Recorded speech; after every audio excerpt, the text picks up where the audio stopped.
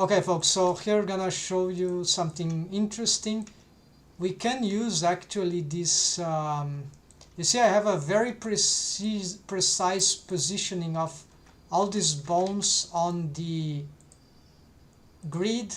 So I lock these joints of this, each one of these head bones. So one is the deform, the other is a mechanism, the other is a control I key thing, the other is a, or F key, this is a master I key thing. So okay, all these bones are set up for the head but control rig, but anyways, and deform rig. But here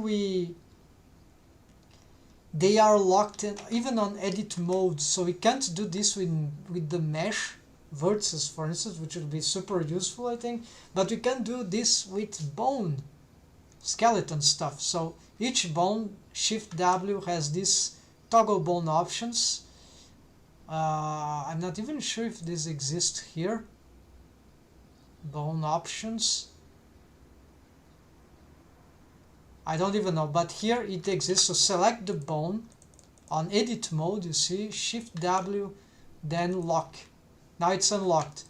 So I can easily mess up, no, not easily, but I can mess up its positioning. However, if I lock, I can still select the bone, but I cannot scale, I cannot change anything here.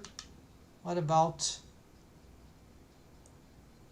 yeah, apparently I can still change from here, but not from the viewport, right?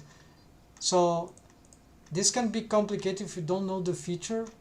The bone is not locked here because on edit mode we cannot lock stuff here. There's a pose mode thing, right? But it's different. This is edit mode lock for bones. So select the bone, Shift W, lock. Now it's unlocked. So it's difficult because it's not a button, something like that. So the property doesn't seem to appear.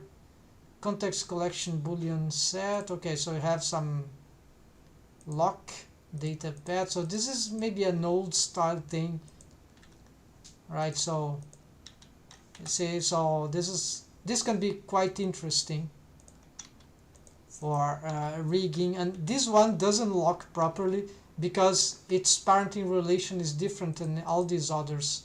It's a connected one, so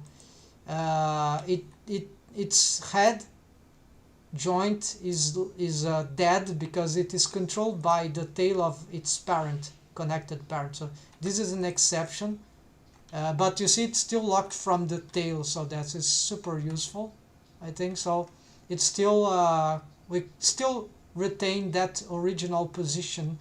So I don't need to create a empty object to snap to that record, let's say, this position there, for instance, which we can see from the 3D cursor. It's like a Z, it's exactly aligned with the grid on some position there, 1.6, and yeah, Y, it's slightly behind the world Z-axis, global Z-axis, but an X is exactly aligned with the center. So you see, I don't need to create an empty object and make it locked invisible and all that and touchable to record this space. I can record it directly from the bones on edit mode, and that's super cool. But this feature would need some upgrades, I think. So here, another thing we are gonna check right now. What if we select multiple bones and do this? Okay, it works like that. So we do this. Don't need to use the Alt key for this. Now if I select all the bones, you see that only this one has the different parenting relation, but it is still locked. So that's it for the record. Actually, I'm not recording. I'm gonna make this for clipping, and this new feature of YouTube, I received a notification